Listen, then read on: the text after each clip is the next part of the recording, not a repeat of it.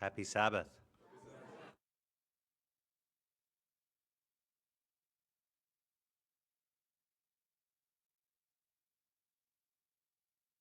Good to see the Clevelands in the audience representing their home church. We're so glad you guys are here. And I think that our topic today is very simple. How to share the health message is really how to share anything. The reason why I'm not on? I think it's muted. Top up. Okay, now is it on? Okay. All right. To give a good example, the reason why people send their children to Fountain View or music is because they see quality music. It's that simple, right? So when people are wanting something in their own lives and they see that you have it or somehow are able to bring that about, they gravitate toward that, don't they? And they'll say, hey, what are you doing? How do you train these kids to do this? I mean, they seem like good kids. And I think that that is true of the health message or anything that needs to be shared. The best witness is you. The best way to draw others is to show them an example. And Christ in his ministry perpetually did that. That's why he taught with stories. And we're told in Desire of Ages that his ministry would not have the power it did was he not a living example of the truths that he taught. You've heard the saying, I would love to see a sermon than hear one any day. And ultimately, that is really what I would like for us to go home with from this presentation. But before we do that, I want to be the right example and have a prayer before we begin. Please bow your heads. Loving Father in heaven, we want to thank you that you are the great physician. And I pray right now that you would move me out of the way, that I would just be a simple mirror to reflect the image of Jesus Christ, your Son, the greatest teacher, the greatest example, the greatest healer. But we ask this in his name. Amen. I was privileged to go to Weimar College with Donna, actually. She was one of my, I think you were a little ahead of me, right? I think you were, no? You were in my class? No? Oh, you were below me. Why did I think that you were an upperclassman? 1995? Yeah, that's right. But anyway, I will say that one of the things that I carried away from Weimar is a love for the Bible and spirit of prophecy. There's a great emphasis on that. And I'm a very audio learner, and so when these audio versions of the spirit of prophecy came out, I just devoured them. I would just be listening to them constantly. And I want to share a passage that's very familiar with many of you. It is found in Ministry of Healing, page 143. And this is really how to share anything with anyone. Christ's method alone. Now, the word alone means only that method. There's no other method that will work. It will give true success. Now, true success is as opposed to pseudo success, right? So there are many ways of reaching people. Ad companies spend $5 million for commercials on the Super Bowl, right? Now, what they're trying to do is reach people so that they will buy their product or service or something like that. And people are naive enough to think that watching a rated R movie, well, that doesn't affect me. I said, really? The 30 seconds that you watch on the Super Bowl for that commercial affects you. Otherwise, people wouldn't spend $5 to $10 million if it didn't work, right? And you're saying an hour and a half movie does not affect you. It's just odd how we think, right? But there's many ways of reaching people, but there's only one way to give true success in reaching the people. Does anyone know this passage by heart? Oh, wow. Go for it. This one here? Yes. Christ's methods alone Yes. will give true success in reaching the people. Yes. The Savior mingled with men as one who desired their good. It's very important to understand that God has not created us as hermits. That is a very important concept. And we learned that during the pandemic, that there is something that is equivalent to smoking a pack of cigarettes every day. You know what that is? Loneliness and isolation. For the first time in my medical career, at my hospital, we had an 8-year-old boy present by trying to hang himself. These children were kept away from their classmates, from school, things like that, and they became very depressed. And we found that that isolation, that loneliness, is devastating to your health. We must mingle with others. We must be with others. Online does not count, right? It is not the same. Forsake not the assembling of yourselves together. That word is live. Now, I understand there may be someone who's sick or in the hospital or whatever, can't do that. But for the majority of us, it is possible to mingle with others. And that is how we influence them. That is how we cause people to desire something, to desire to learn something, to want the health message when they see that you are healthy. Very simple. The Savior mingled with men as one who desired their good. He showed his sympathy for them. What does that mean? When someone shares something with you, well, that's, your dog died, well, that's nothing. My uncle just died. That is not sympathizing with people. Right? I find that many times people try to one-up one another. Well, that's nothing, right? You lost your job? My wife died yesterday, or something like that. You should not do that. Just try to listen. Sympathy means same, pathos, to feel with, right? Also, compassion is very similar. He ministered to their needs. Now, their needs may not be their real needs. It may just be a perceived need. So try to see what someone perceives as their need. Now, it's interesting. People say, well, my neighbors don't need anything. They have everything. Do they really have everything? What's very interesting is the happiest people on earth are Denmark. Sweden, Norway, the Scandinavian countries are used as kind of the paragon of happiness. But what's interesting, even though they have food, clothing, shelter, education, etc., they still have very high levels of depression. Now, some people will say, well, that's because they live in an ice cube, right? It's very cold there. But did you know Brazil also has the similar levels of depression? Very interesting. And I think that concept comes with not perceiving that you have needs. The Spirit of prophecy says, whether men know it or not, they carry the burden of sin. Whether they feel that need or not. And many times people can't put their finger on it. That's why they become depressed and suicidal. They know something's wrong, but they're not really sure what's wrong. And that is a huge opportunity to help someone who has everything, right? Because I tell people, even if you win the rat race, you're still a rat. That's the problem. We have to change the whole thought process, right? That's why we talked yesterday of what is the health message in relationship to the three angels' message, because Ellen White says it's the third angel's message. Like, how is that possible? How does that come out? And quite simply, for review, it's embracing God's design and rejecting man's design. There is a way of practicing the healing art. There are many ways of practicing the healing art, but there's only one way that heaven approves. Did you know that? That's a serious quote for us who are physicians. Christ ministered to their needs. And again, their needs usually are going to be tangible. They're not going to be spiritual right away. They're not going to feel their spiritual need.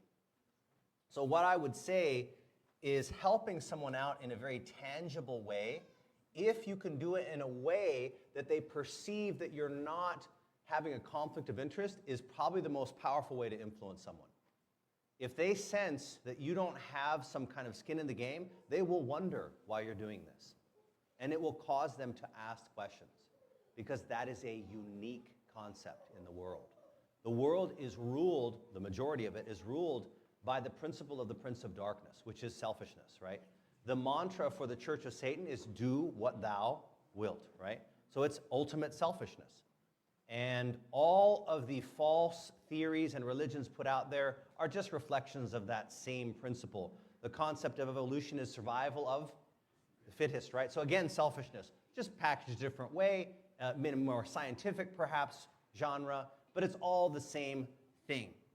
But ultimately, if you are able to help someone with their felt needs for free, with no vested interest, they will wonder why. They will wait for the other shoe to drop for a while. But if you consistently are able to minister to them in that way, they will begin to ask you questions. And that is when you know you have reached this step. Christ won their confidence. People always ask, when do I know I've won someone's confidence? I say, when they ask you questions. When they ask you, why are you like this? Why do you believe this way? Why don't you drink? Why don't you use caffeine? Why don't you eat meat? Whatever, right? When they start asking you those questions, you have gained their confidence. And that is the opportunity to go to the last part of the quote, which is, then he bade them follow me. People will always ask me, when do I make the invitation to the church? Not until you've won their confidence. Because, I don't know has anyone ever read the dream about the gooseberries in the Spirit of Prophecy? That's a great dream. Go look it up this afternoon if you haven't read it. But ultimately, it's a story about striking at the right moment and not beforehand. Because if you try to pick the unripe gooseberry, right? I say that 3 times fast. Unripe gooseberry, right? If you pick it, it will not ripen once you've picked it. You have damaged permanently the opportunity to reach that gooseberry, so to speak, or person. The gooseberries represented people in Ellen White's vision.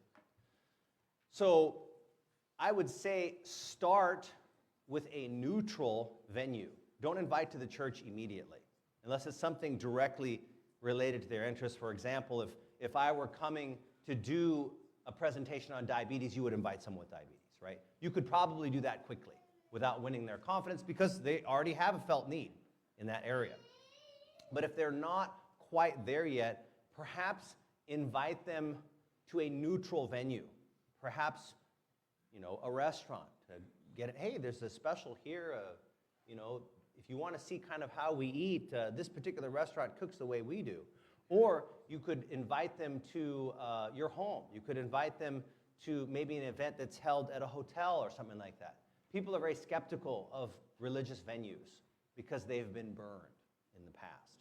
So usually that's how we start initially. There is a church that has a great cycle of evangelism. It is the Toms River Seventh-day Adventist Church. It is the best church that I have seen thus far in the 20 years of ministry. So when they invited me to do a presentation there, it was the same thing, weekend sort of presentation, Friday night, Sabbath, Sunday, etc. When they picked me up from the airport, they said, are you ready to do a live interview on AM and FM radio? I said, sure, why not? Would you take questions live from the audience? Yes, I will, absolutely.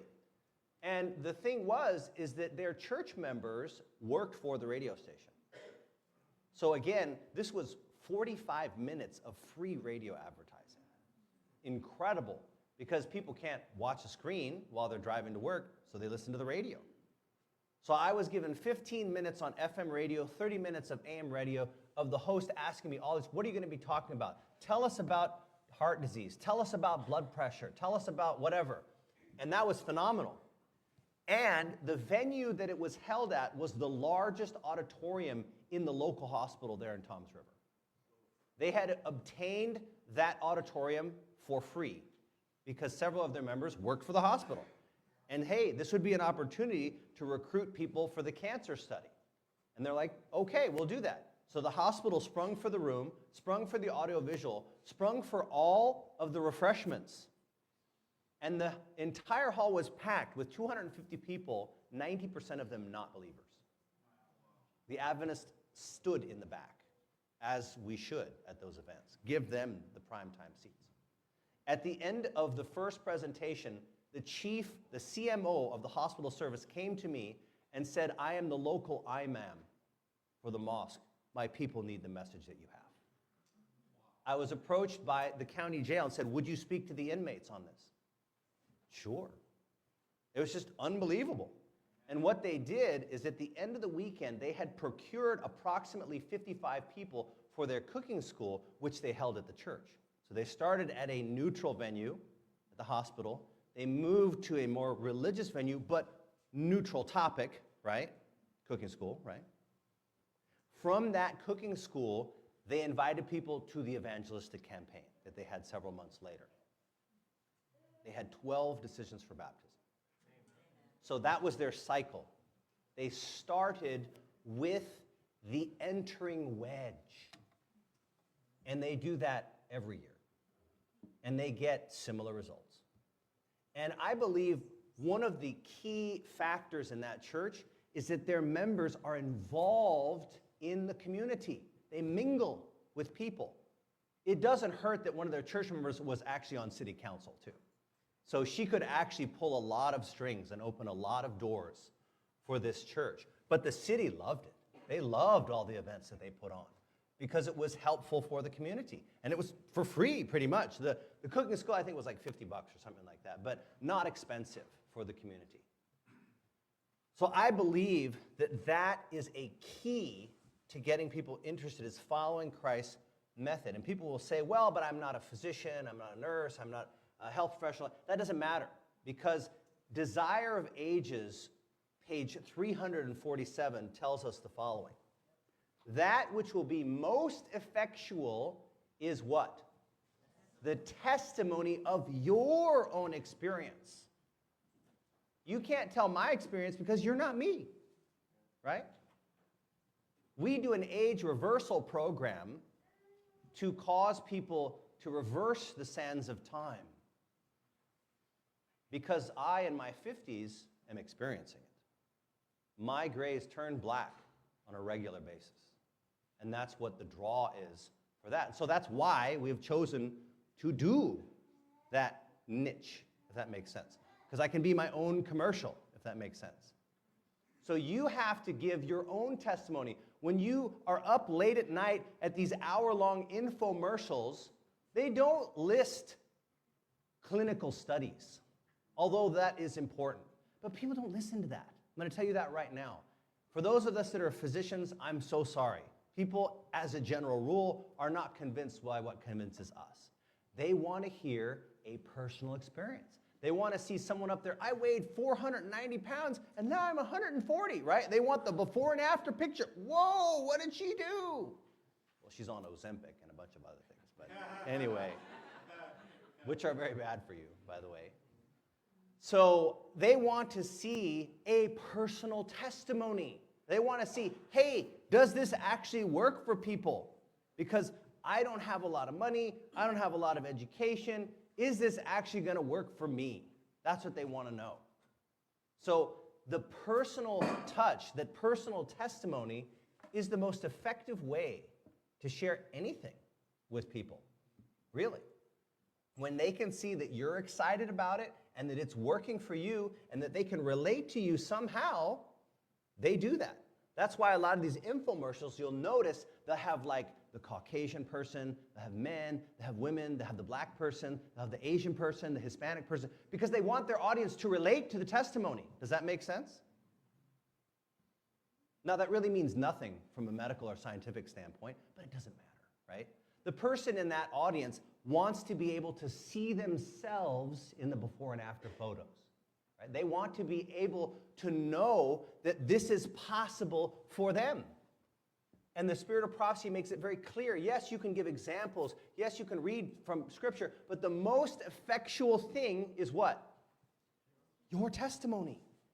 Hey, you know, I tried going off of dairy for a while, and my asthma went away. I don't have to use my inhaler anymore. What? How long did you do that for? Oh, just like a year.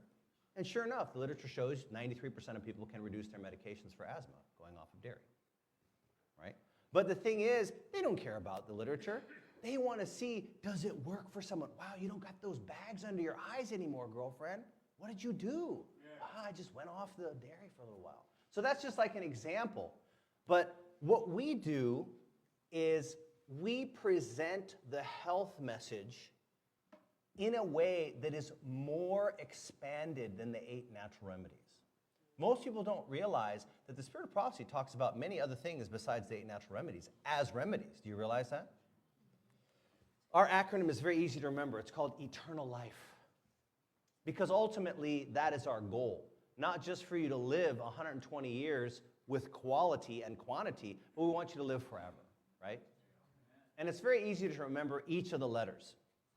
E is very, very important. And the reason why E is first is because you have to make a decision to be healthy. E is election. Make your calling and election sure, right? So it's not just making a choice to be healthy, which is what differentiates us from animals, right? We have the ability to choose. What's very interesting is sometimes that works against us. Did you know that we're the only species on planet Earth that eats various different diets? Did you know that? Have you ever perhaps asked an owner of a racehorse and say, hey, what does your horse eat? Wow, he's lacto-ovo. Oh, well, mine's pescatarian. They don't say that, right? Wow. Those horses eat the same thing. Do you realize that? The organic, non-GMO, legit grains. That is what those horses eat. Because he wants to make sure that that horse wins every race, right? We are the only species that is confused about that. We are the confused species on Earth. We're not really sure what we should eat. We have the ability, though, to choose to eat things that are helpful or harmful. And I think what's very important is not only the ability to choose, but the ability to choose against your inclinations. That is key. Ability to choose against what you want or feel. I've had people say, you know, if kale tasted like potato chips, I would have no difficulties with you, Dr. Reisenberger. So what do I do with that person? I have them make kale chips, right, in a dehydrator. So we try to meet them halfway as much as possible. People will say, well, you know, if whole grains tasted like ice cream, I'd have no problem with your program. So when they say that, you try to give them something better, right? You can give them the frozen bananas with a little maple syrup, right? Canadian maple syrup, right? The best. So it's interesting, but people have the ability to choose against their inclinations. Even though they have a strong feeling, we have the ability to choose against it. So you try to encourage people to tap in to that power of their will. Also, it's important as human beings is you can have everything, but if you don't have meaning or purpose, you're not going to be healthy. That's the thing, is that if you don't have an actual election, something that makes a difference, you will not have health. In fact, we find that the majority of individuals, once they retire, their health declines very rapidly. And that is because they've lost their election. And what I tell people who are older, we were actually talking about a colleague of mine. They were asking me about which individuals do I feel are very good for presenting the health message. And I mentioned, does anyone know Dr. Wes Youngberg? Anyone know Dr. Wes Youngberg? Do you know he's 65? Wow. He's in good shape. And that hair has never been dyed. So he has a full head of hair, not very many grays. He's in good shape. He's got good aerobic fitness. And he actually does study the literature, but he is a good representation that it is working for him. Does that make sense? And that's what people really want. So I'm just putting in a free plug for the Amen conferences in Spokane for my colleague, Wes Youngberg. I think he has a great approach to diabetes and just health in general. Just for those of you who are wondering, he is a doctor of public health. He's not a physician. That's kind of a confusing thing you were asking me about that. He's a DRPH. So, but that does not mean he's not excellent. I mean, I would go to him myself if I had a question or something like that, because he's not only wise intellectually, but he is practically applying the health message to his own life, and he is victorious. For someone his age, I don't think I've seen anyone in that good shape. That's not cheating. Like some people use beta-HCG and steroids and things like that, but he doesn't use that. So he is actually experiencing health as a senior. Maybe he's not 65. He might be 63. But anyway, but he's close. He's close to senior citizen age. So very impressive. But keep your election, even if you've retired. Continue to do something that is of benefit to others, that actually helps others. You can volunteer, right? Many people, as I mentioned yesterday, are sick in my practice. The people who are sick are my patients. They're elderly. But I also have a group of elderly people that are healthy. They're the volunteers that are pushing them in the gurney, right? They have purpose. They have meaning. They have continued their election. The T is trust in the Creator. The only way that you are going to have health is to consult the one who created you. It's that simple, right? Whether it is nutrition or exercise or any of the remedies, you must consult the owner's manual, which is the Bible and Spirit of Prophecy. You will never find anything outside of that. However, like I shared yesterday, how many people have received light on the health message? All peoples, right? I shared with you the blue zones, the longevity zones, the 5 zones of Earth where people live the longest. And I think that's very important to glean light from them, to remind us of what we've forgotten about our own health message. And for the next one, I'd like my wife to come up here for a moment. Did you know that I can change your hormonal profile instantly? The person next to you, just hold their hand for a moment. Did you know that that changes your hormonal profile instantly within seconds? And the longer you do it, the more that you get. How many of you are aware of the 20-second hug? Were any of you aware of the 20-second hug? Anyone? Oh, only 3 people. Did you know that that 20-second hug increases your level of oxytocin almost instantly? How many of you have heard of the 6-second kiss? We will not demonstrate that for you. We will not demonstrate you. But some of you have heard that, yes. We do it on a regular basis. Thank you. We'll do the 1-second kiss. But that doesn't count. It's got to be 6 seconds. So just touching someone will actually change your hormonal profile. Did you know that? And that's what people are always trying to look like. I need some TRT, I need some testosterone, I need this. No, you need to touch the one you love more. That's what you need. When we go to sleep, what do? We are always connected skin to skin at all times when we sleep. At all times. Now, she uses it pretty much because her feet are cold, so she puts them on me to warm up at the same time. But that's all right. That's okay. You can get a double benefit, right? Because Ellen White says never leave your extremities cold, right? It's very, very harmful. So touch is very important. Loving touch, though, right? With someone who loves you and is consenting to that touch, right? Otherwise, touch can be harmful, just as harmful, correct? Toxins, very important in this day and age. What would you say is the most common toxin that everyone in this audience is exposing themselves to? Plastic. Wow, we talked about that yesterday. So New England Journal had an article not even a year ago, and they looked at biopsies from people's carotid arteries and their coronary arteries. They were doing the endarterectomies, they were putting in stents, so they took samples. And then they followed these people for many years.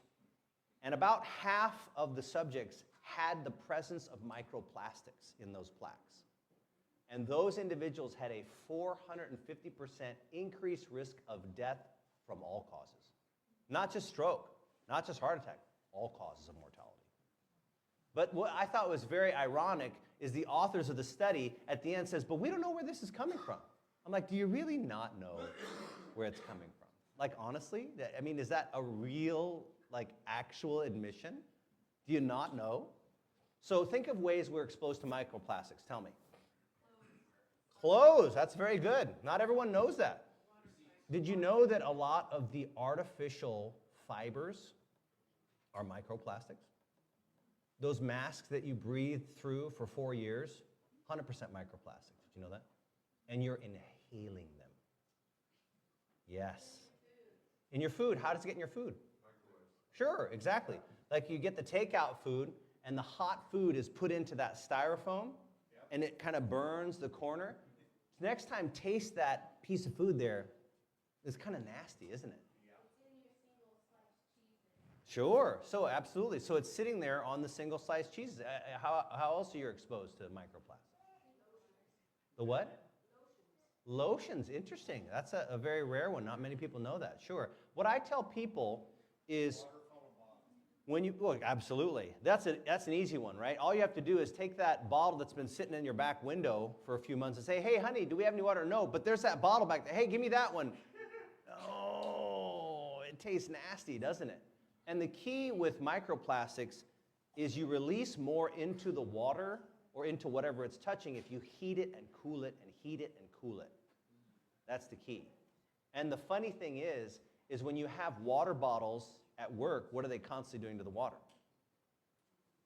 Heating it or cooling it, right? Hot drinks, cold drinks. It's like the worst thing for you. Yeah. So that's an easy way. One of the rules that my wife and I use is when you put a lotion or something on your body, what is our rule? If you wouldn't eat those ingredients, do not put that on you. Do not put that on you. Ellen White speaks of the skin as thousands of little mouths. Did you know that? And that's why we as physicians can take like a hormonal cream and just rub it on you. Did you know that? Or a patch. We can stick a patch on you, and it delivers the medication because it diffuses through your skin. So we tell people, don't put anything on your skin, shampoo, lotion, whatever, that you would not be willing to eat. Deodorant is a big one, right? Because this is a highly absorptive area. Your armpits, very highly absorptive area.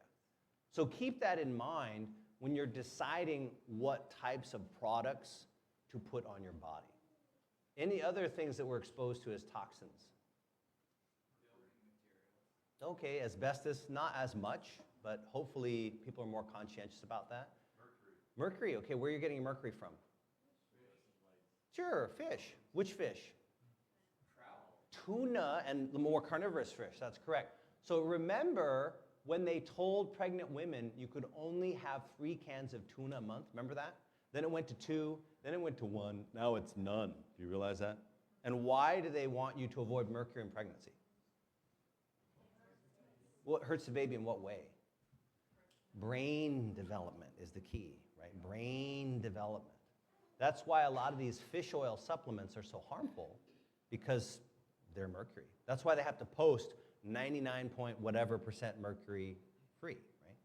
So mercury comes in the form of our diets many times. What other toxins are we commonly exposed to? I haven't heard actually the one I think is the most common.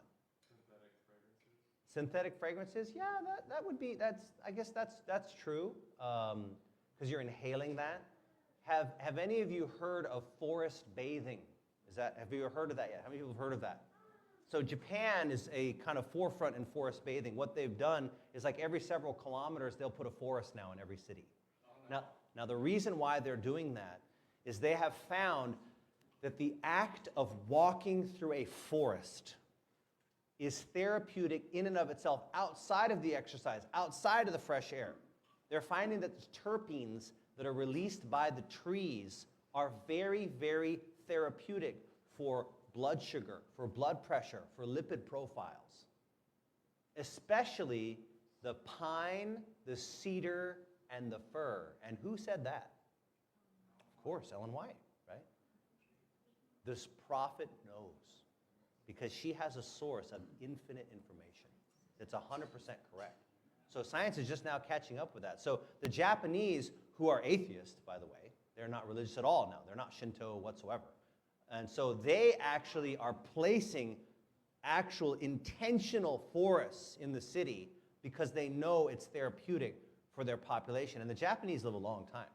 They actually have the proof in the pudding. What other toxins? I'm surprised. Like many of you are exposing yourself to the toxin right now. Pollution? Pollution? What kind of pollution? Gas. Yeah, okay. So, tap water. Yeah, tap water. What's in tap water? Have you heard of forever chemicals? Yes, those are in most municipal sources of water. It's hard to get, yes, it's hard to get rid of them, yeah. So that is why you would want to try to avoid those sort of things. What else is in tap water that might be a toxin? Fluoride, that's a very controversial one, but you will find many of my dental colleagues are functional dentistry now. They're actually removing amalgams. They're keeping people away from fluoride. I would say that most still use fluoride on a limited basis, but there is kind of mixed data on fluoride, and it may not be such a good idea to put it into your municipal source. What else? Chlorine, sure, absolutely. That's why people are trying to move from chlorinated pools to salt water, right? Salt water is a lot better. We're putting a hot tub in our home for some of the other remedies I'll be talking about in just a moment. But we are going to do salt water, absolutely. Any other toxins? I'm surprised I haven't heard. I'll give you a hint. This particular toxin causes more insomnia than anything else in the United States. It's interesting. Caffeine, yeah, I would say caffeine I would describe as kind of a low-grade cocaine or methamphetamine. That would be the effect on the, yes, Donna said it. So the screens. I have a colleague who is a child psychiatrist. She will not schedule your child for an appointment until you have a notarized, signed affidavit that that child has not been exposed to a screen of any kind for 6 months. Wow. She is convinced that the majority of this ADD, ADHD, all these behavioral disorders with kids are screen-related. What they've also found is that children actually learn better, they've found now, from a physical book. Have you seen that data? A physical book now is better than the screen. And so now they're starting to confiscate the devices when kids come into school. France actually has a law that if you show a screen to a child under 3, they will give you a ticket. Did you know that? It's actually illegal in some countries. They're going to bump it up to 6. I think that sometimes technology is a double-edged sword. When you look at the pediatric literature, there is nothing more correlated to childhood obesity than screen time. Absolutely clear. No question about the literature. And that's not just for kids, that's for adults. In fact, when the iPhone came out, I was not convinced. I was not convinced. Because 2 Corinthians chapter 3, verse 18 says, by beholding, you are changed, right?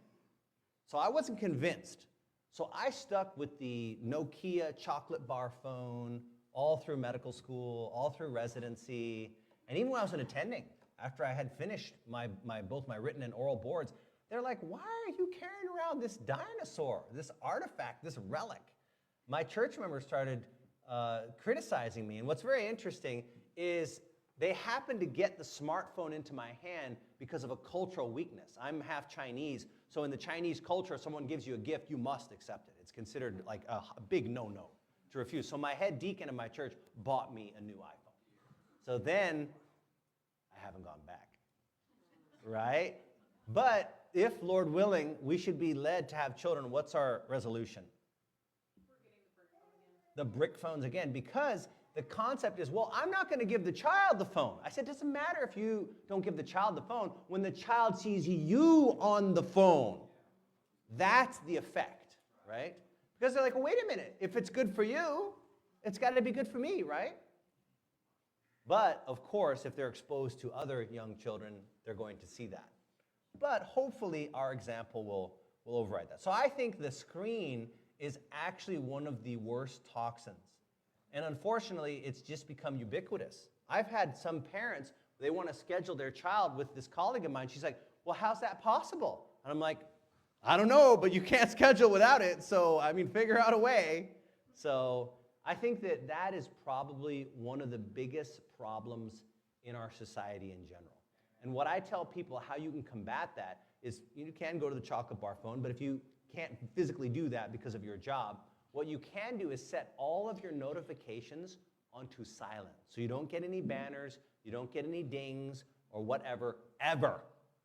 And in fact, turn your phone on silence And just put your relatives, your wife, things like that, as the special ones that can cut through that thing. Everyone else has got to call you twice to cut through that.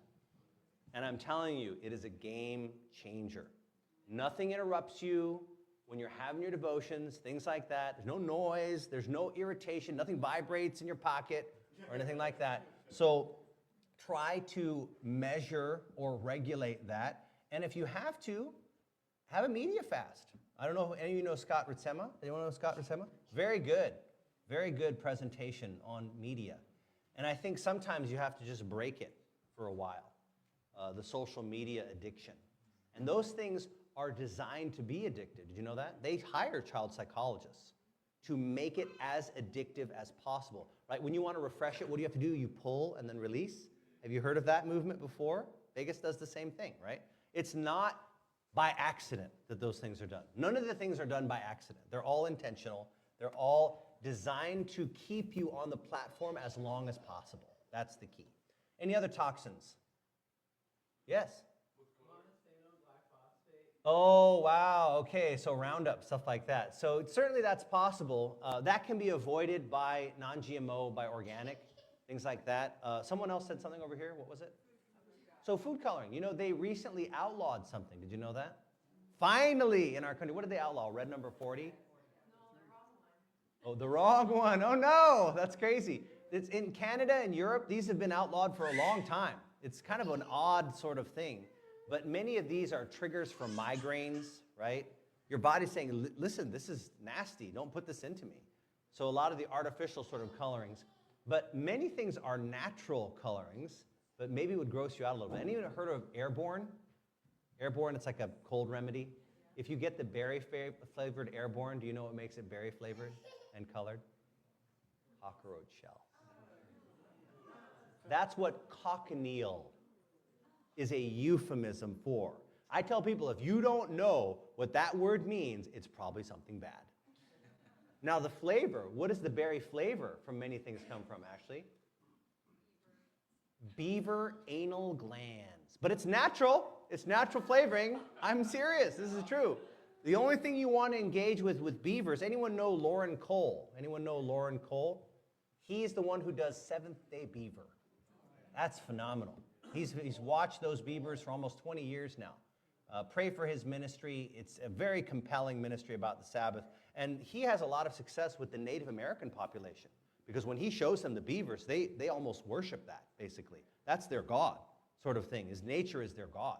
So they're very, very open to the Sabbath at that point when they understand the seventh-day beavers. But he has more animals now. He has various different animals that are keeping the Sabbath. So follow his ministry and get the latest updates. Any other toxins? Oh, folic acid. Interesting. I didn't think someone would say something like that. So there's a lot of things that we commonly use for supplements. Now, why do women supplement folic acid? What's the rationale behind that? Neural tube defects such as spina bifida and encephaly, right? So those are devastating complications from pregnancy, and they're very easily treated, right? Just make sure you have enough folic acid. But the problem is that we've become a society of supplementation. And the difficulty with that is that all of these micronutrients are in a very delicate balance. They can become toxic. Does anyone know why there is no longer iron in any multivitamin anymore? You can't find it.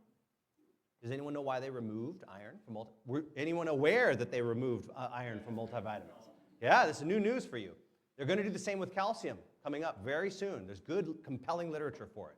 So the reason why they removed iron as a supplement from vitamins is not because of the iron toxicity, because when a child takes a big handful of Flintstones and swallows them down, it's the iron that will kill them, right? In ER, we use desferoxamine. We have to do a bunch of things to chelate that iron to get it out of them before they die. So the iron is not so much the overdose, but they have proven that if you supplement with iron on a regular basis, it shortens your lifespan. That has been removed from all multivitamins. You'll see it now. But what's very interesting is most people don't understand that iron is a commonly prescribed supplement, especially for women, right? So women have heavy periods, right, things like that. I'm not saying that that's wrong to prescribe something that's necessary. But did you know if you have iron supplementation, that your zinc absorption goes down. Did you know that? They compete for the same binding sites. If you supplement with zinc, your copper absorption goes down. So literally, when you're supplementing, you're like chasing your tail for all of these things. This is not helpful. And people will say, well, how can I find the correct ratio of nutrients? And it's found in the food, right? It's that simple, right? The other thing is calcium now has come under fire as a toxin. Does anyone know why? Because of the plaques in the coronary arteries, the calcium score for that plaque is making the plaque more unstable, the more calcium that is found in it. And what they're finding is when people supplement with calcium, that these calcium supplements are finding their way into the plaques. So that is the next mineral that's going to be removed from multivitamins in general. It hasn't gotten there yet, but it's had about 10 years of literature. It's there. You can take a look at it. So that is another toxin. That's correct. So supplements can be a toxin. Anything else? Wow, you guys are pretty smart. Yes? In the remodeling world, it's rodent manure, old fiberglass, Sure. paint fumes. Sure, yeah, you vaporize a lot of those things, absolutely. So I think that what's interesting is the N95 mask. You've heard of those, right? There's the N99 mask. Those are actually designed for people who do remodeling, who do like construction, right? Who do painting, things like that. They're not really designed for biological compounds, right? So when you look at the actual size of, let's say, the coronavirus, what I tell people is the reason why that mask is not protecting you from something that's a virus is a very simple experiment. You can come up to somebody who's wearing the N95 mask, and this is a little crude, but it works to get the point across. But if you fart in their presence, they will be able to smell that fart through the N95. Did you know that? And I want you to know that that feculent particle is larger than the coronavirus. So just giving you an idea, it's like if you were to say, does a screen over your window protect you from malaria, from mosquitoes? Yes, but what if there's holes in the screen? Not as effectively. In many of these comparisons, it's like saying, does the chain link fence protect you from malaria? Well, obviously not, right? So you have to understand the relative size of particles and the relative size of the filter that you're using. So toxins, yes. Okay, exercise. So how much should we exercise? How many steps should we take? 10,000 is a common one. Did you know that the literature has now changed that? They cannot find an upper limit for benefit yet on steps. Did you know that? They've looked at populations who walk a lot, such as the Amish. The Amish woman walks 14,000 steps a day. The Amish man walks 20,000 steps a day, and the benefit just keeps going up. So as far as walking, they cannot find a cap. They cannot find a cap. But those of you who are real overachievers, any runners out there? Anyone run? Okay, a few people. If you run more than 35 miles a week, your incidence of orthopedic injuries will start to rise significantly. However, how many people run 35 miles a week? Probably not that many people, right? I mean, maybe you or a couple other people, but just so you're aware that the most common reason people stop exercising, anyone know? Injury, correct. Most common reason people keep exercising? A friend. As iron sharpens iron, so a man's countenance sharpens that of his neighbor. When your alarm goes off at 5:30 and you know that Susie Q is waiting on the corner to do the walk together, you're less likely to flake out, right? Than if you're doing it on your own. That's why they've found that children who do what's called solo sports during school, things like swimming, things like cross country, right? They tend to be fitter as adults than people who do team sports, right? Because it's hard to get, 10 people around for the basketball game or the football game, right? And the problem is those sports are very high impact. So those young people, they tend to keep eating that way, even as adults, but then they don't exercise the same. So what's very important is to make sure that you have a friend that's going to hold you accountable, but you're also okay with doing a form of exercise that you can do alone. Very important. And I will tell people, getting more exercise is very simple. Just build movement into your day. My great-great-grandmother, that's the German side, from the Black Forest, she smoked, she drank, and she ate pork sausage every day. Lived to 109. Wow. Now, why? Because she had to do everything, right? The washing, the hoeing, the farming, the slaughtering, everything she was doing by hand. So she was eliminating those toxins constantly. And I told my grandfather, I said, but she would have lived to 149 if she had lived right. He's like, I don't believe that. But then he died at 82. And he could have lived to a lot longer age. Because that was his grandmother, my great-great-grandmother. So when you look at exercise, it is a helpful remedy. And as I spoke last night, if you exercise for 1 hour, you will live that hour over again and 2 or 3 hours on top of it. Anyone get 400% on their investments? No one, right? If you do, talk to me later because I want to learn from you. Yeah. So exercise is very helpful, but the most effective form of exercise is useful manual labor, right? You look at people who are masons and carpenters, they're buff, right? They're big guys because they're building exercise into not only physical activity, but it's actually purpose here. So for those of us who have sedentary jobs like myself, you're going to have to do something else other than that. I don't know, many of you have heard of pickleball or something like that. So I tell people just try to get as active as possible. It's very simple. When you go to drive to the grocery store, don't spend 5 minutes driving around to find the closest parking space. Just park and then walk, right? Don't push the elevator button to go down one floor. Just take the stairs, right? So just try to build physical activity into your routine. And is there ways of using exercise to your advantage? I'm gonna give a plug for Uncle Stan. Does anyone know Stan Smith? Yes. Do you know what Uncle Stan does before breakfast every day? He doesn't just exercise. The man runs 10 kilometers. What benefit is Uncle Stan getting from that? He is getting something called fasting cardio. And those 10 kilometers burn 90% more fat than if he were to run the 10 kilometers at any other time during the day. That's why he's thin as a rail now. He's a machine. So he also does some other things that are going to be mentioned in just a moment. But when you exercise at different times, it does different things to you. Anyone know how to combat diabetes with exercise? Right after your meal, you should do a 5-minute brisk walk. And they found that those 5 minutes, or just 15 minutes, are equivalent to almost an hour of when you did the exercise at any other time on your glucose control. And who said to take a walk after a meal? Could it be Auntie Ellen? Yes, it was, right?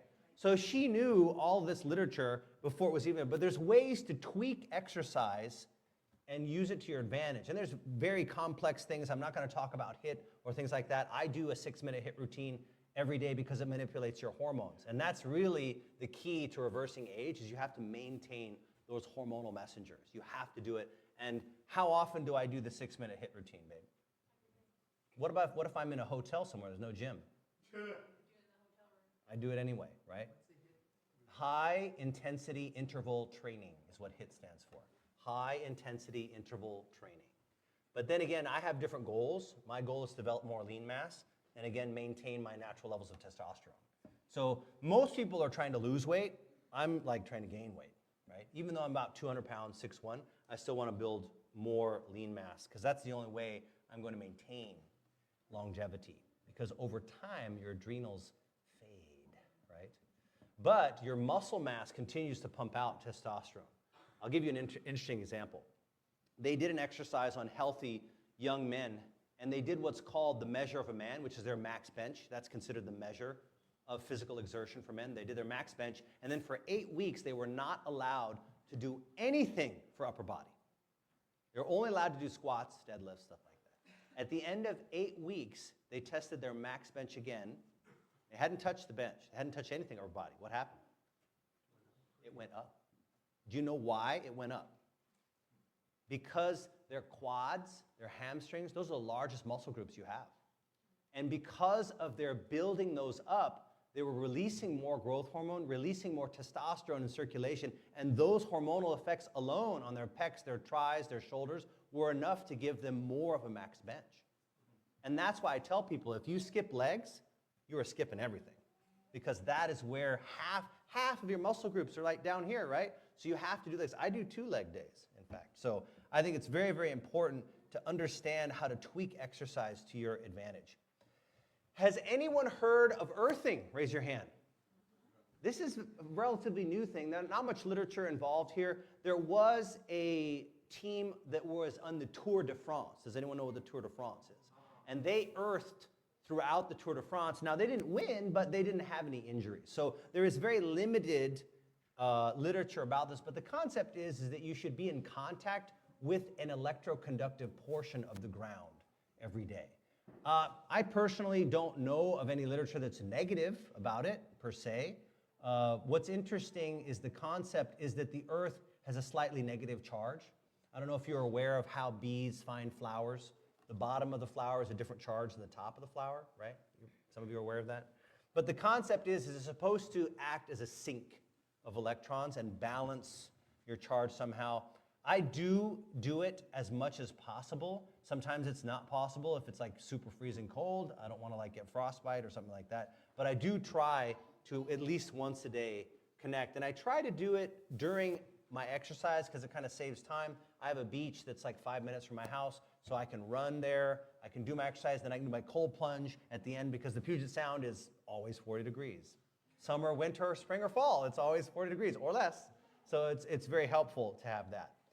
Rest is extremely important, and I think most of us are aware that if you rest, if you have less than 6 hours a night, you will shorten your lifespan. You must get at least 6 hours of sleep. And not just quantity, but quality. So when is the best time to sleep? Sure, absolutely. Someone mentioned the whole 10 concept. So I will talk about that. The literature speaks of the concept of the 10 o'clock surge of growth hormone. If you are unconscious, on average by 10 o'clock, you will have a surge of growth hormone that will not occur at any other time during your sleep cycle. Did you know that? And growth hormone is to help you repair. Yeah, you've damaged things, you have oxidative damage throughout the day. So that's a very important concept. But think about sleep like this. The Bible in Ecclesiastes says the sleep of what kind of person? A laboring man is sweet. They've found that there's a hormone produced in your cerebrospinal fluid that if you're active during the day, you sleep very deeply. In other words, you get more S sleep, and that's formerly known as stage 3 and 4 sleep, but it's now S sleep. So it's just the deep sleep of when your body actually repairs itself. And I can tell people a very simple way to figure out if you are sleep deprived. Are you ready? 3 questions. Do you need an alarm clock in order to get up every day? Yes or no? Okay. Number 2, do you remember your dreams every night? Do you sleep in more than 90 minutes on your day off? If you answered affirmatively to any of those questions, like number 1 and number 3, if you said yes, that's bad. Number 2, if you don't remember your dreams every night, that's also bad. Now, the reason why with the dreams is this. When you wake up during a dream, what cycle are you waking up in? In REM, that's correct. And REM does not occur in the early stages of sleep. REM is kind of near the end. What the body does is it preferentiates the deep sleep so you can repair the physical tissues. Then it does REM is when you learn. That's when you put short-term memory into long-term memory, right? And if you are sleep deprived, you will not go into REM as frequently. So the concept is you must remember your dreams every night. Otherwise, you are sleep deprived. Same thing is true. I know. People are like, but how? How do I do it? So the concept is how you do sleep hygiene is very simple. When do you get the best sleep? I remember those trips we did with Weimar to Yosemite, right? I would sleep so well. when we went camping. Now, when you're camping, try to simulate a camping environment at home. So when you're camping, what's the temperature outside? Cooler, right? So you want your room to be cooler. When we go to sleep, what do we do before we go to sleep? Yes, we do pray. We have morning and evening. Actually, we have evening worship earlier, but we do pray right before we go to bed. But what do? Open the window. Now, my wife doesn't like the window completely open. So I only open it near my side of the bed so that she doesn't have to withstand the cold. But she also has little warming blankets and things like that. So we all keep each other happy. But we open the window because when you sleep, you are breathing very shallow. Does that make sense? So you want the best quality of air that is possible to simulate the camping environment. So when you're camping, how much noise is there? Not much, but if there is noise, what is it? It's white noise. Hopefully not bears, because you'd be in big trouble if it was bears, right? So it's crickets, it's a stream, it's owls, right? It's very nice white noise. That's why many people feel like they can't fall asleep if it's absolutely silent. Did you know that? They have to like put static on the television. They're missing that white noise. So if you have the need for white noise, make sure it's something natural, if that makes sense. What else is true with camping? Like how light is it outside? It's very dark, right? At the most, you've got like the moon, right? So I tell people to get room darkening shades for where they sleep. We have blinds plus a room darkening shade. The problem is some people say, well, it's noisy where I live. Then I would recommend that you go to Walmart and get silicone earplugs. They're called Max, M-A-C-K-S. I don't get any kickback from that, no conflict of interest. But it says do not break the earplugs in half, but break them in half. So break them in half and put them into your ear as far as possible. And when someone's talking to you, you won't be able to hear them. Like talking in a normal voice, it'll be like, yes, exactly. It'll be like that. So what I would say is try to simulate a camping environment when you sleep. And when do you go to sleep when you're camping, roughly? Yeah, when it gets dark, right? Before artificial lighting, unless you wanted to be a poor man and burn your oil, right, or burn your wood, you went to sleep shortly after sunset. So think about it this way. If you didn't have artificial lighting, what would you do? And most people are saying is that they're not getting exposed to these different spectrum lights. That's why I say when you want to sleep, no screens for 3 hours before you go to bed.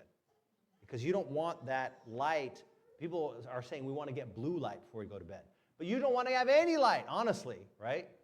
When we come home, and if it's after sunset, what do we do in the house? Warm light. What is warm light?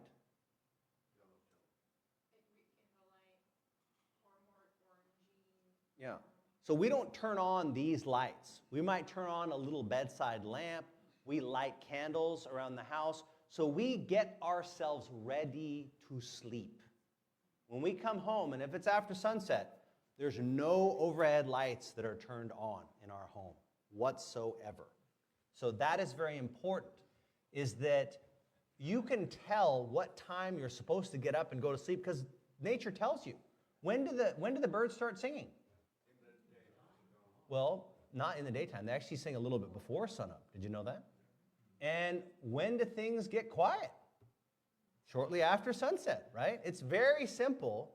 If you can recreate that environment, but also what's nice with camping is you're surrounded by nature.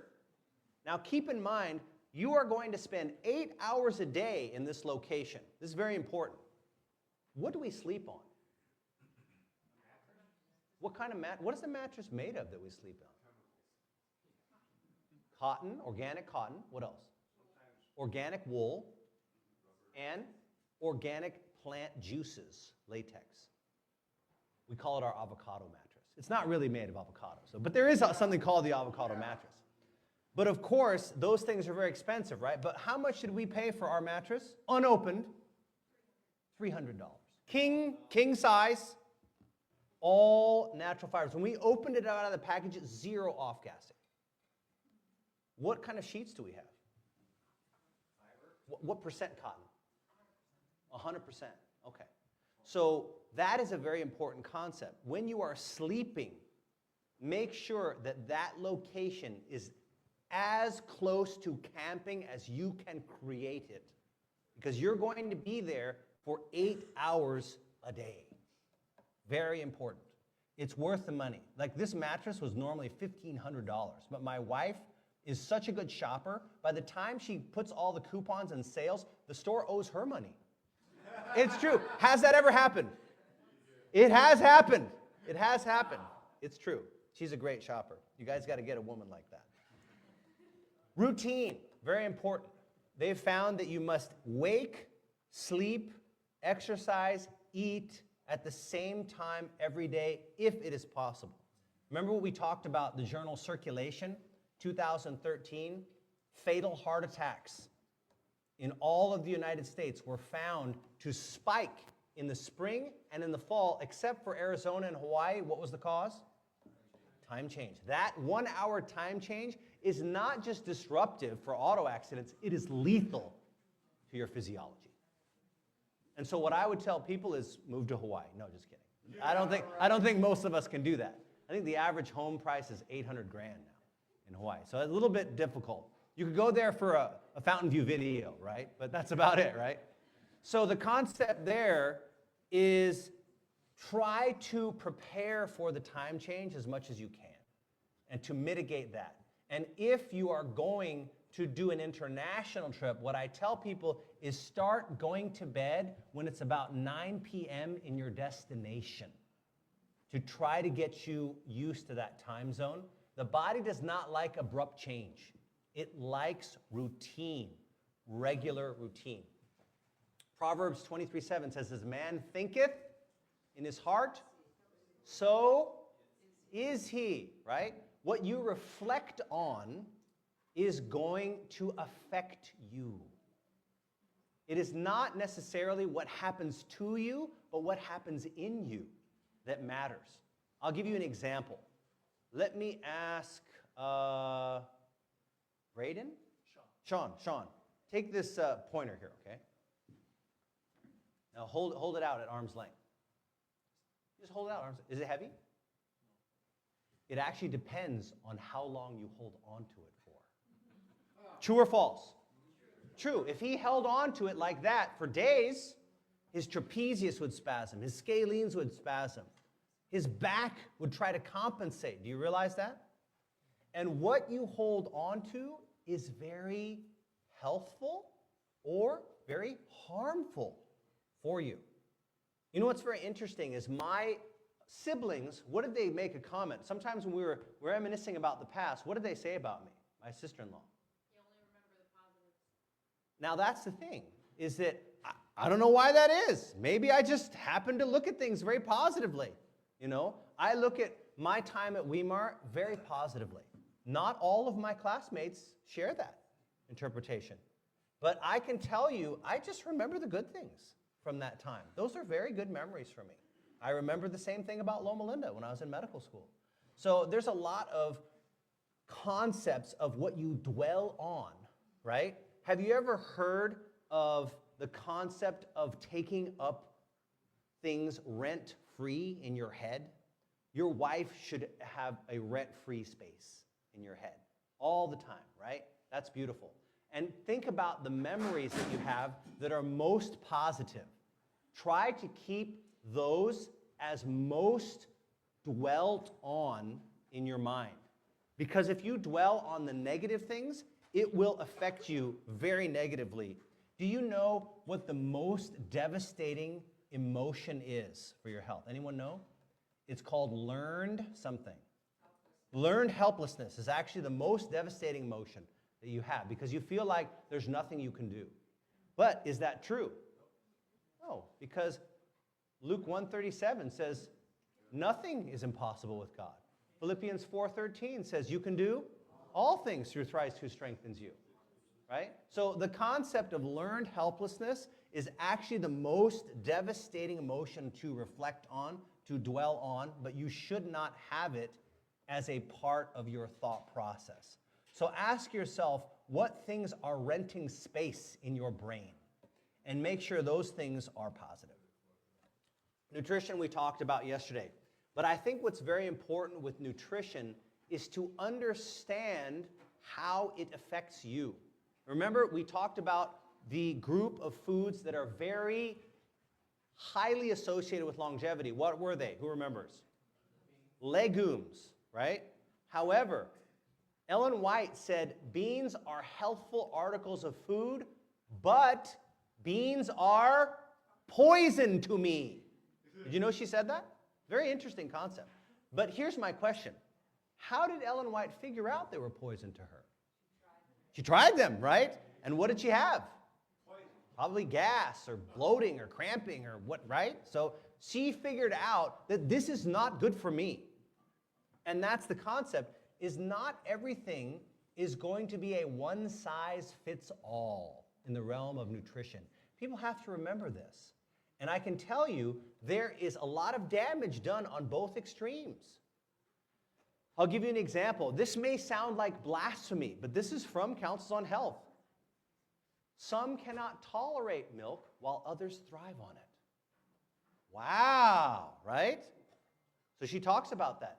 Some cannot tolerate the coarser grain products. That's whole grains, right? They have to have a little refined grain, right? She says nuts are healthful articles of food, but in limited quantities. So she kind of gives some areas of balance, right? And did you know that there are times to use animal products judiciously? She says that eggs are very good at doing what? Absorbing toxins. Did you know that? The literature now shows that when it comes to heavy metal binding, one egg has the heavy metal binding capacity of an entire basket of cilantro. Very powerful. But there are negative aspects of eggs, right? So you have to use them correctly. She actually told Dr. Kress in a letter. She said, this guy was eating, just give you an example. He was vegan. He was only eating one meal a day. He was getting really, really sick, right? So what did she tell him to do? Take a raw egg, crack it into the best organic grape juice you can find, and drink that down 3 times a day. Now, Dr. Kress, probably from the description, had pernicious anemia, is my guess as a physician, kind of based on the symptoms that he had. He had a B12 or folate deficiency. So when she gave him this remedy, it wasn't for everybody, right? It was for him. He was sick, right?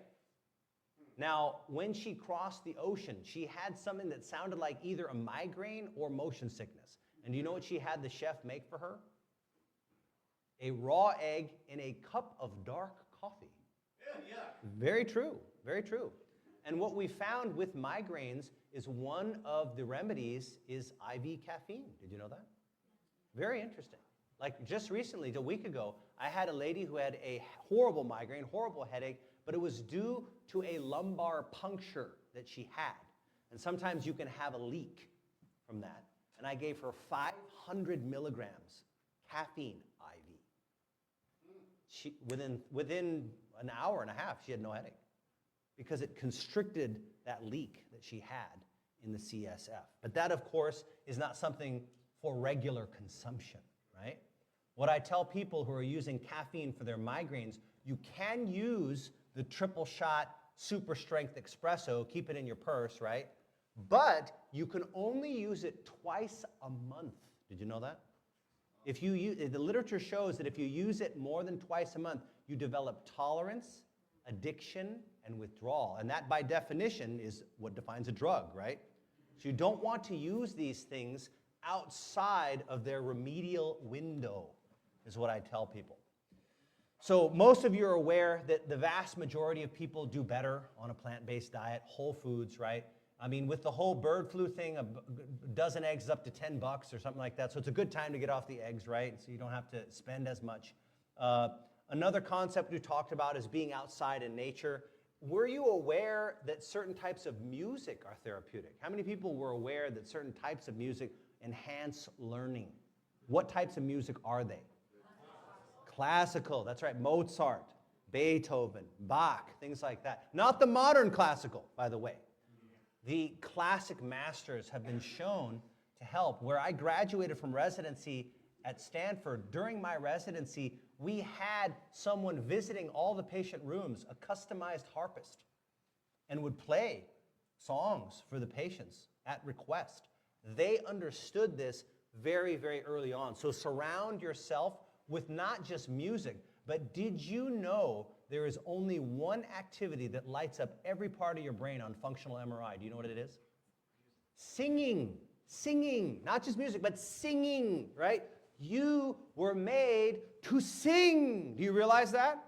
All of us. The brain will light up like fireworks on functional MRI when you sing, and that is preserved even in the face of advanced dementia. Did you know that? When you visit a nursing home and you begin to sing the Old Rugged Cross, that person who's banging their tray in the corner, not saying anything, will begin to cry and sing along with you. Did you know that? Because your brain was made to sing. It was designed that way. And you should sing on a regular basis. My wife and I, when we have morning and evening worship, we always sing as a part of our morning and evening worship. Now, I'm not saying it's wrong to just read, but if you want the real bonus to your health, you've got to sing every day. Even if it's just making a joyful noise to the Lord. Sing anyway, okay? It's very good for your brain. Fresh air, we talked about. One of the things that you can do if you live in an area that's very polluted is, do you know what you can put in your home? Filters, yes. What else? Plants. What kind of plants? Spider ferns. Thank you. The champion of detox is the spider fern, right? And it grows very well. It's not expensive. So you want to have as many plants. Again, try to replicate the Garden of Eden. Try to replicate camping as much as possible. All right. Attitude. Very, very important. How you view things, half full or half empty. Very important, right? So make sure to check your attitude. Ellen White says something very profound. She says, make it a habit never to utter a word of fault-finding or censure. Never. And this is a recommendation for couples. She wrote this in a letter to Edson and Emma when they got married. She said, never means not ever, right? Allow a playful, joking, bantering, censuring between each other. Have you heard those people who make a joke at your expense? Don't ever do that. As a couple, don't ever do that. And if you do, apologize, ask for forgiveness, make it right away if you do. But I'm not saying it's wrong to be playful, right? Because Isaac was identified as the husband of Rebekah by Abimelech. I don't know if this is the same Abimelech that Abraham tricked to. You'd think he wouldn't have fallen twice for the same problem. But how did he know Isaac was the husband? It says he was sporting with his wife, right? He could tell that they were married. This is not your sister. This is your wife, right? I'm not saying it's wrong not to be playful, but the key is a censuring. What does the word censuring mean? Criticizing. That's right. I remember going to a wedding in Canada. It was actually at Fountain View. And this was Elizabeth Brousson that was getting married. And her father, who performed the wedding, looked at Jeremy and said, never, ever criticize Elizabeth. He just said that. And it's always stuck with me. And I was like, when I marry that woman that I'm going to marry, I'm going to take that to heart. Because it doesn't help, right? You can encourage one another. You can give people constructive advice, but not censuring, right? That is the key. It's okay to be playful, but not a censuring at the person's expense.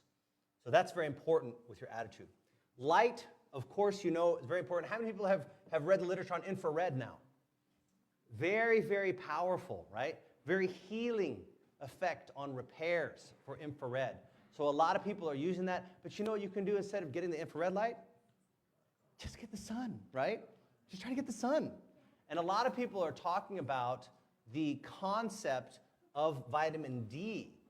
Now, did you know in many places, physicians won't even draw a vitamin D level anymore? It's true, because they just say, just take A. But is that the same? Interesting. So what's very, I think, intriguing to contemplate is whether you are Christian, whether you are evolutionist, doesn't matter what you believe. Do you know how you can tell what is designed as far as nutrient and supplementation? If you look at the molecular composition of breast milk, it is only missing one nutrient. Do you know what that is? No, it's got vitamin B12.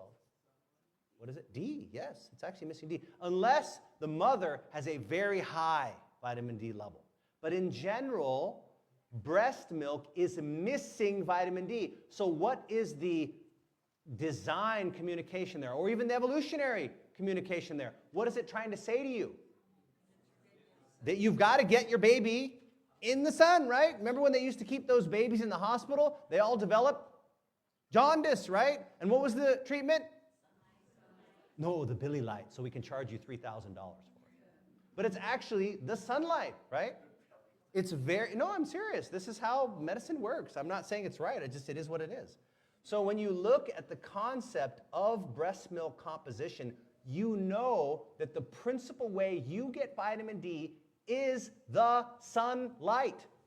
Now, I'm going to give you a real experience. I was volunteering in Guam, and I was working at the Seventh-day Adventist clinic and also working shifts at the ER as well. I had this horrible symptom. I woke up and my heart went boom, boom, boom, boom, boom. I'm like, oh man, maybe I had a bad dream, went back to sleep. And it woke me up doing the same thing, 3 beats. It felt like a PVC to me. So I went in and I saw Dr. David Emerson. Does anyone know Dr. David Emerson? He's an internist, very, very intelligent man. And he did this full workup on me. He did like labs I hadn't even heard of before. And what it ended up, the only thing that was abnormal is my vitamin D was normal, but it was low normal. And he said, you need to bring that up. Because in the 20s, we don't like to see you in the 20s. We'd like to see you really in the 40s. And I said, okay, well, how do I do it? Well, you take a supplement. I said, but can I do it naturally, Dr. Emerson? He said, yes, but who's got time to do that? And I said, I will make time to do it. Every single lunch break, I went to the beach on Guam and found a secluded area where I could bask in my bathing suit. My birthday suit, actually. Oh, no. Yes, it's true. Oh. I'm confessing. Oh. But it was private. No one could see me. And I went online to something called the Norwegian Vitamin D Calculator. You can look it up if you want. Just Norwegian Vitamin D Calculator. And it gives you the time you need based on eye color, skin color, hair color, surface, longitude, latitude, time of day. It will tell you how long you need exposure for 2,000 units. But it will also tell you how long you need before you burn. So I would go all the way to just 5 minutes before the burn time, and then I'd flip over and do the same thing. Every single day. I did that for 6 months. What do you think my vitamin D did? It went up. How much? No, just 8 points. That's it. It's slow, especially when you're dark, like me, right? It's not fair, is it? So if you are Caucasian, especially if you're a redhead, take advantage of that, right? Because you can suck up the vitamin D like there's no tomorrow. Someone like myself, we're like at a disadvantage. In 6 months of doing this every day between 11 and 2, I did this. I only got 8 points. You're supposed to let it come in your eyes. Yes, yeah, I did that too. But the thing is that I only raised the vitamin D 8 points. Now it brought me into the 30s, which is nice, but you really need to be in the 40s to have the maximum advantage. So I would say this. Even if you have to create something that allows you to be outside in the cold, but still get that sunlight. Did you know you can get burned when it's snowing? Yes. So you still get the vitamin D even when it's cold outside. So still be outside. You can bundle up, but expose some of your skin to get that benefit because it is so important. Vitamin D is associated with less cancer, with less infectious disease. They found that during the COVID, if you were admitted to the hospital for COVID, if you had a low normal vitamin D level, you had a 40% mortality. If you had a high normal vitamin D level, you had a 4% mortality. It makes a difference. People admitted to the hospital with pneumonia, it makes a difference. It's very important, and I don't believe the answer is just swallowing a bunch of supplements. Because when you look at the vitamin D cascade, there's like multiple steps. I mean, it goes, does anyone know what vitamin D is made from? What the precursor molecule is? It's cholesterol. Did you know that? It's in your skin. It's very interesting. So the body takes that precursor molecule, it goes to the kidneys, it goes here, it goes to the intestines, the lungs, there's a cofactor with calcium, there's all kinds of stuff that it works with. But at these steps, did you know the body turns genes on and off? And if you just get the supplement, you come in here on the pathway. But if you do want to supplement, does anyone know the consistent source? We'll just do this as a benefit. Does anyone know the consistent source of vitamin B12 in the plant kingdom? B12. Dirt. That's funny. Well, that's interesting. It's kind of a trick question. People say, well, vitamin B12 is only found in animal products. It's actually not found in plant products or animal products. It's found in bacteria. Did you know that? They create it. And I'll give you a hint. Mushrooms have D2, that is correct, but it's only if the mushrooms are exposed to sunlight. They actually create vitamin D, just like you and I do, but they don't create the active form. Don't brush your teeth? That's not enough. No. But that's a good concept. No, you should brush your teeth, and you should floss especially. That's proven to expand your lifespan. Anyone know? Vitamin B12, you can get it from the store. It's in a very common Asian food. You go to Korean potluck. Seaweed, right. Seaweed has a consistent source of vitamin B12. What plant food has a consistent source of vitamin D? That's D2. I want the active form. Lichen. Did you know that? Lichen.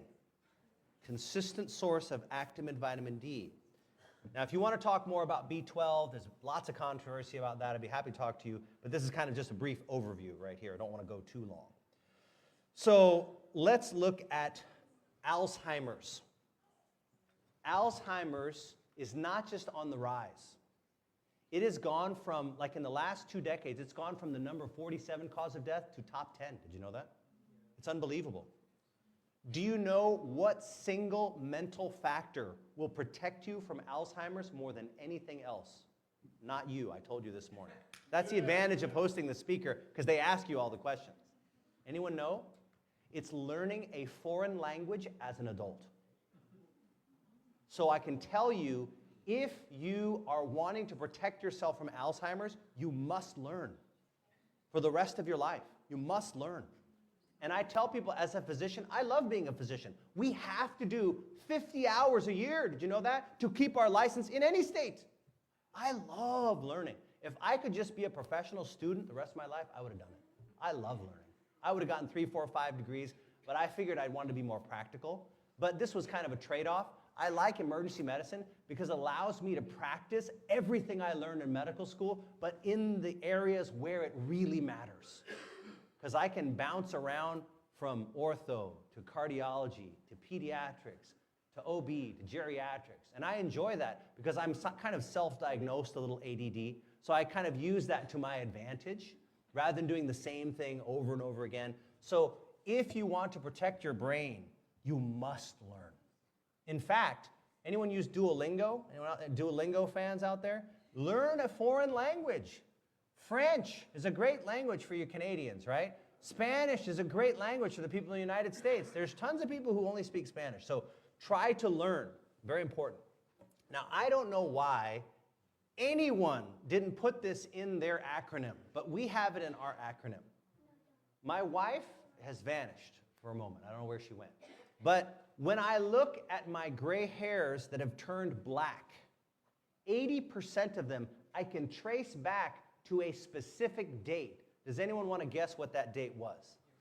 When I got married. Yes. For me, love is the most powerful remedy. And when you look at what Ellen White says about Christ's miracles, she says virtue, the healing power of love was in all of Christ's miracles. Did you know that? Unbelievable. You must take time every day to love and be loved. And people say, well, I'm not married. And I said, well, why can't you visit a family member? Why can't you visit a shut-in? Did you know that the Berlin aging studies have proven that if you have an elderly adult in your home, everyone in that home lives longer? Did you know that? Even those who don't care for that person.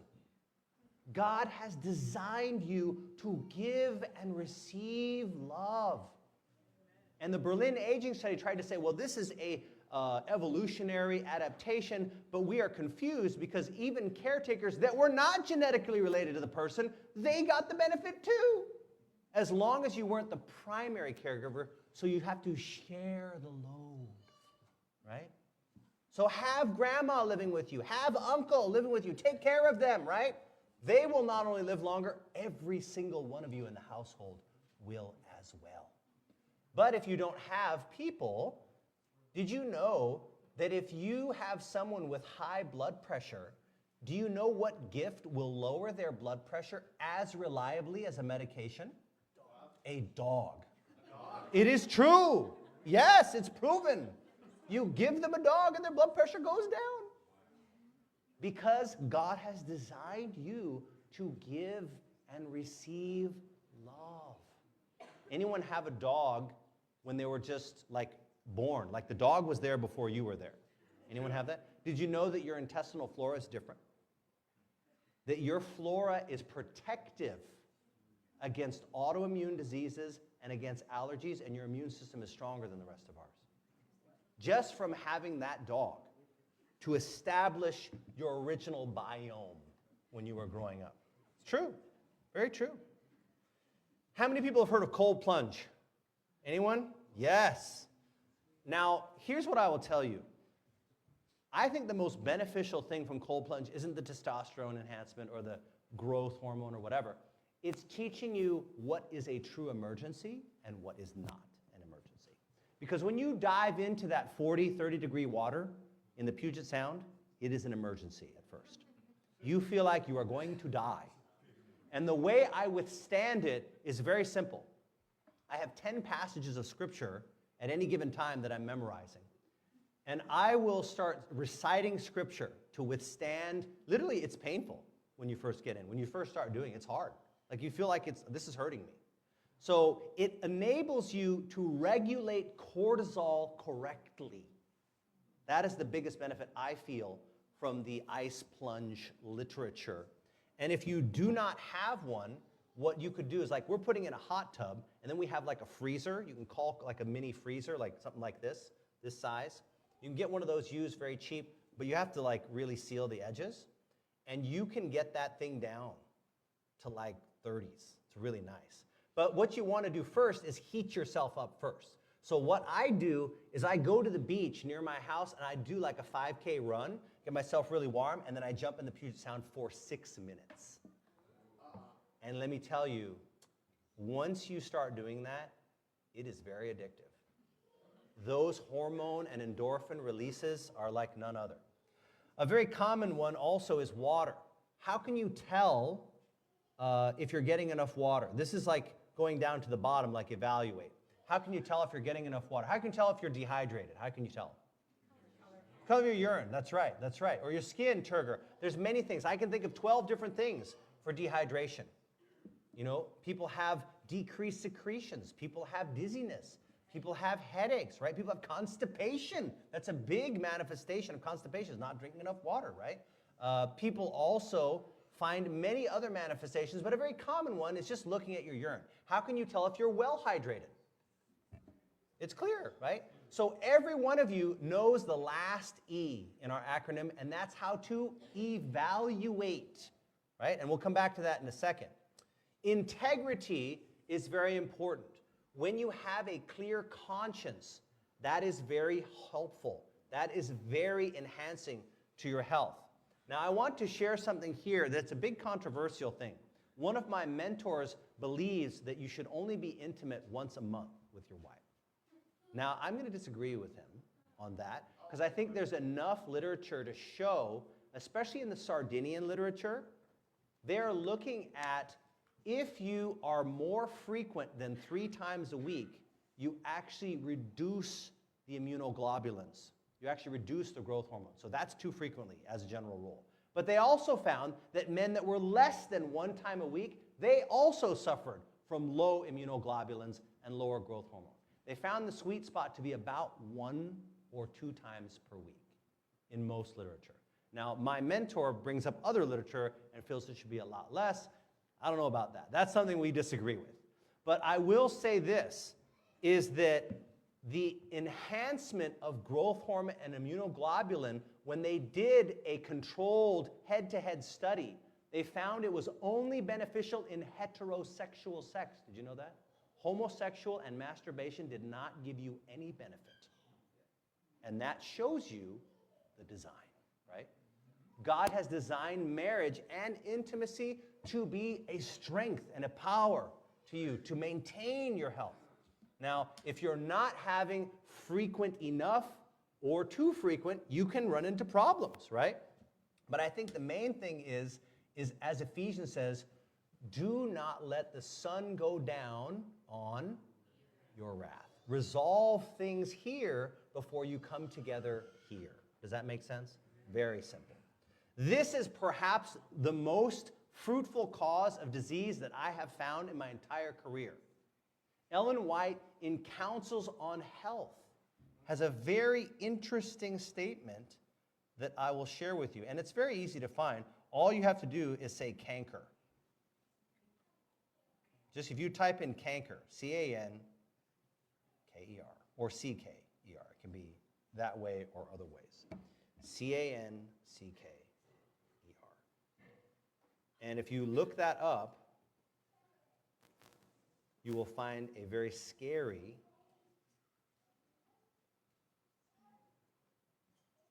quote. No, you have to learn this. This is important. She says, disease of the mind prevails everywhere. 9 out of 10 causes of illness have their origin here.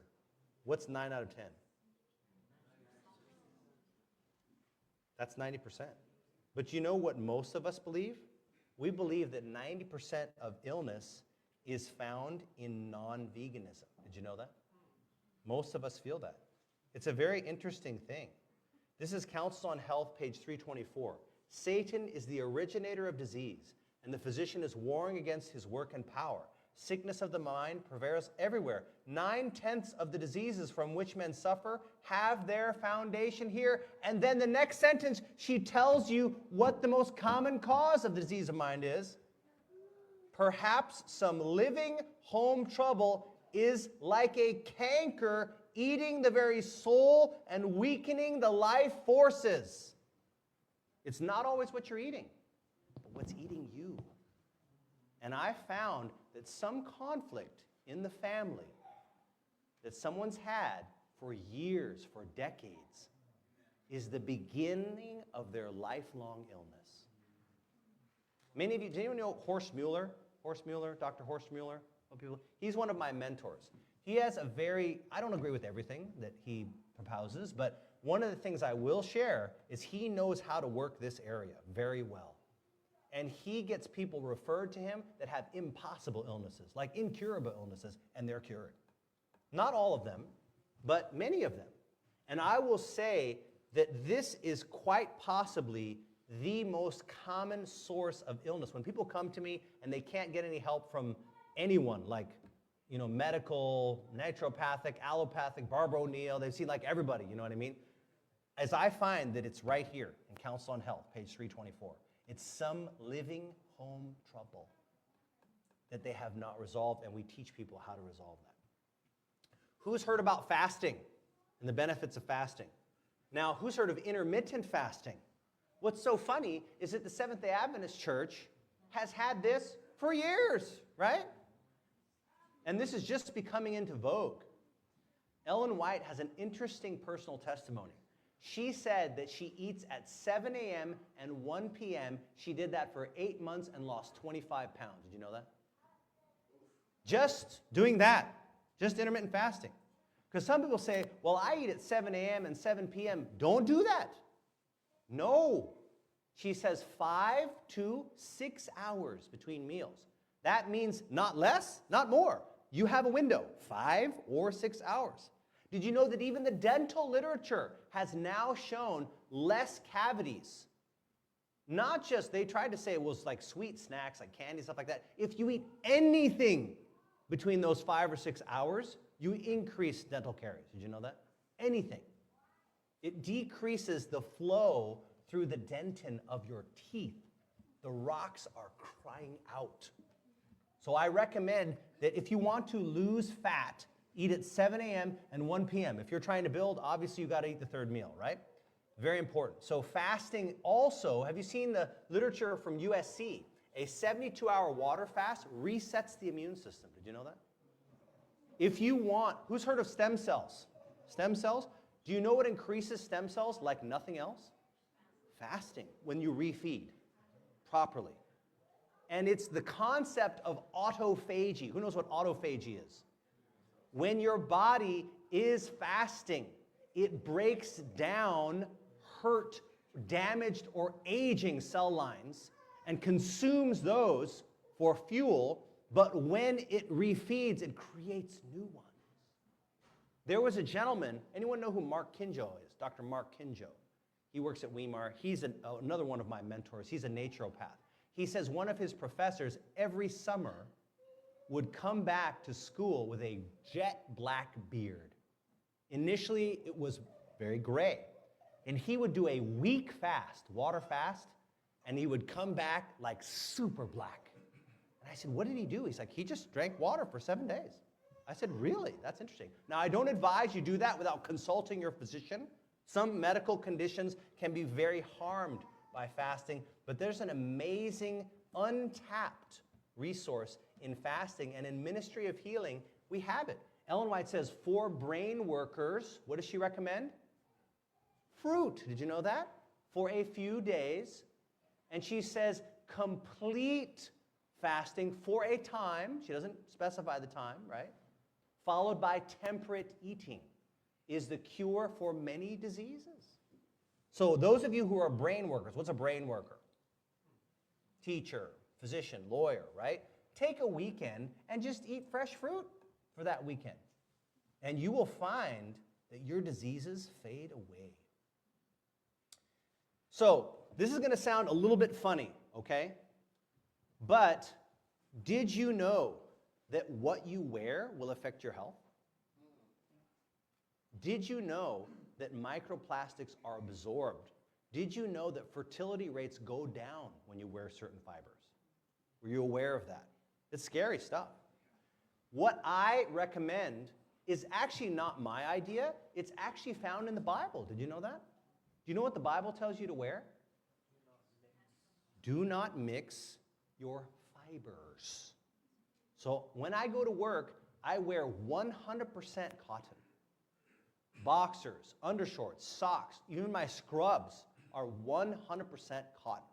When I did my engagement photo shoot, I wore all linen, which is flax, right? So I would recommend wool, flax, cotton, or silk, and not combining them. Do not wear rayon.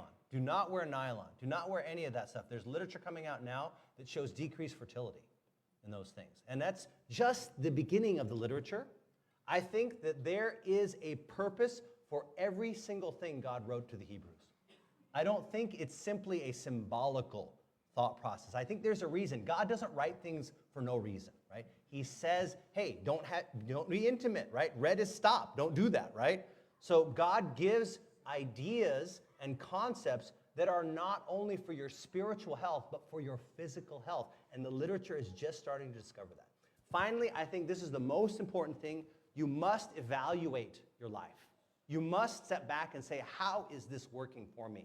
And I'm telling you, it does not work well for most people. Like, many people can wax eloquent and tell you what to do, but it's not working for them, right? And that is really the way to share the health message with people. You must be your own commercial. In Deuteronomy, God says that the nations will come to you and say, who is this God? And what are these laws that you have? And why haven't you been telling me about them, right? If you are your own commercial, are your own witness, you will draw people to the health message. But you have to step back and evaluate. You know how to do it. Everyone in this audience knows how to do it. With your urine, you can take a look and see it, right?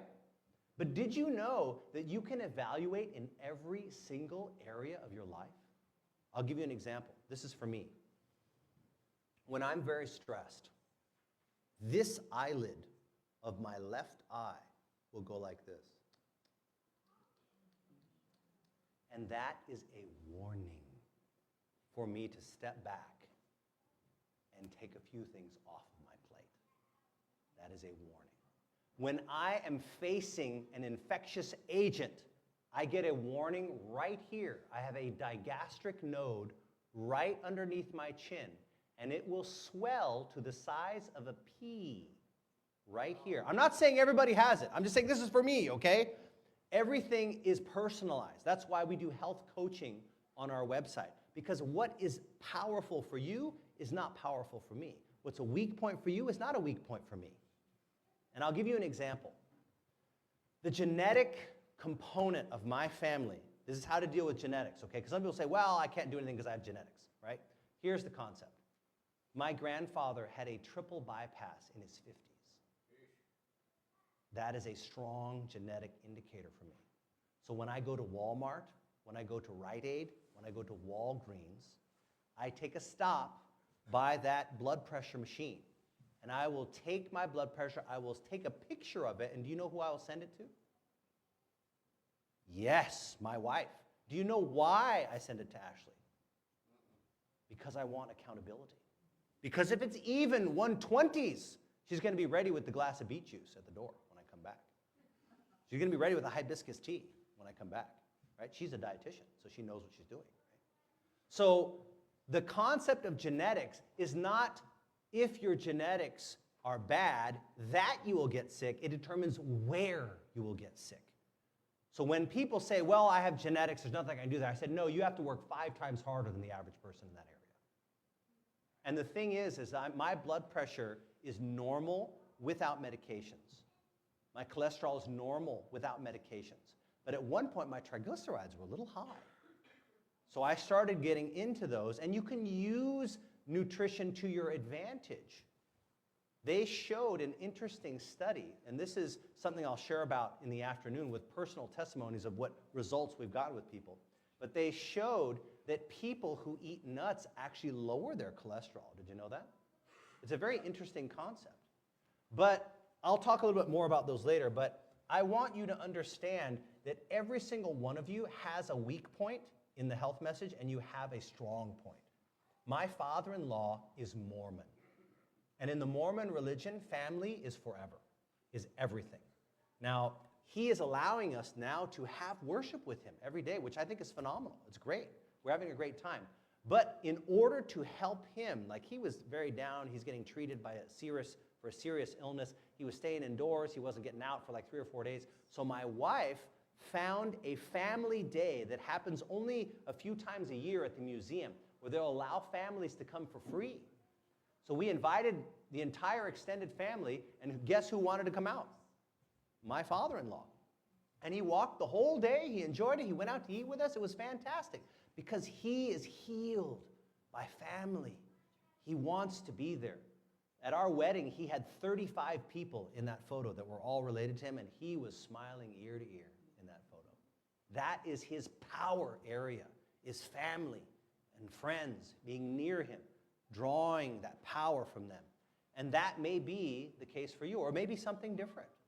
But I would say, learn to evaluate your health. Learn to understand what works for you, what doesn't work for you. And if you have any specific questions, make sure to talk to your doctor about them. And if you want to go to our website, you can go to onlylongevity.org. And we are, for a limited time, not even charging anyone. We are actually just doing it for free. Any of you aware of the Ukrainian-Russian conflict? We had a desire to not just volunteer. I went to Warsaw, Poland, where many of the refugees were coming, and I did free medical care for about 3 weeks. I went to Bucharest, Romania, and worked in the Adventist clinic there for free for several weeks. But I told my translators who were refugees in those areas, if you can get the asylum visa, you can come to our home. 8 of them got visas. So we had 10 people in our single family home for a couple of years. So this is to support them. They still have their things there. But we are working with our church, which is the South Center Seventh-day Adventist Church. Some of you know Calvin Kim. Some of you know Chan Huang. They all go to that church. And our church has collaborated with them so that you can just scan this, give them a donation, and we will coach you for free. And if you have any questions medically, I would advise you to talk to your doctor, because I don't like manipulating their prescriptions. Too many chefs spoil the broth, right? I do not want to mess with the medical aspects, but we will give you coaching on what will give you the greatest possible quantity and quality of health. Because when you're healthy, it's easy to share the health message, because people want what you have. Let's say a prayer.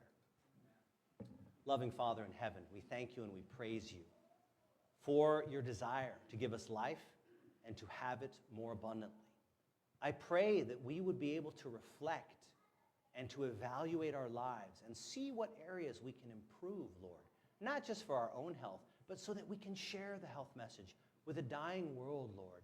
Not just that they could have 120 years here in this life, but they might have, as our acronym outlines, eternal life with Jesus Christ and with their loved ones forever. For we ask this in his name.